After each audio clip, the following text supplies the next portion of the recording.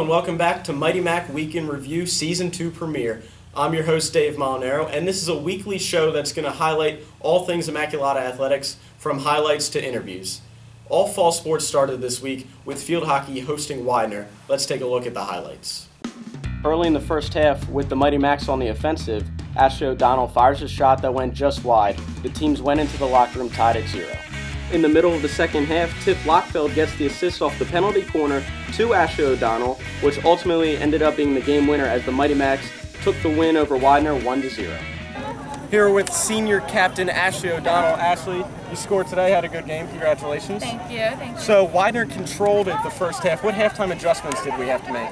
One thing our coach was telling us is that we have great speed and we need to utilize that more in the second half and to make quicker decisions and get a better passing game off and just control with possession.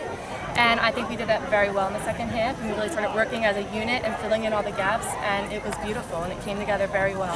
And late in the second half, you had a goal. Tell us a bit about that play. So that was a new play. One of our assistant coaches came up with that. Since I've been here as a freshman, we never did anything like that before on those penalty corners.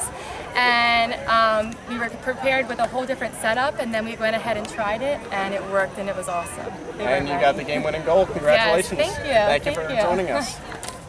Later in the week, field hockey hosted Wesley at Draper Walsh Stadium, and here you can see Brittany Robertson got her first career goal for the Mighty Macs, but sadly they fell 2-1. They would also fall by the same score on Saturday at Moravian. Field hockey has 3 more games this week, highlighted by a home game on Saturday versus Swarthmore. On to volleyball, they started the season off with a perfect 3-0 record and hosted Misericordia, looking to stay undefeated. With the Mighty Macs up 1-0, Marissa Casella and Gabby Guerrero host a block party as the Mighty Macs get the point and take the lead 9-4. Later in the second set, Captain Steph Joler had this kill, which eventually led to the Mighty Macs' second set win by a score of 25-16. On to the third set, Immaculata was down by 8 points, and in the middle of the comeback, Jamie Rombach lands the spike against Misericordia as the Mighty Macs completed the comeback, swept the match, and held on to their 4-0 undefeated record.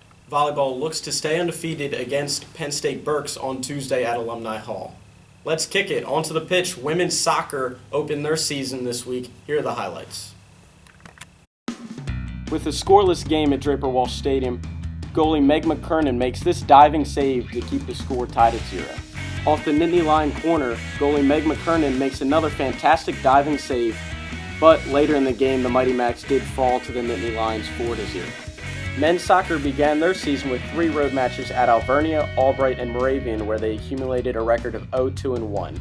They earned a tie at Albright behind a goal by sophomore Steve Smith. Cross country started their season this week.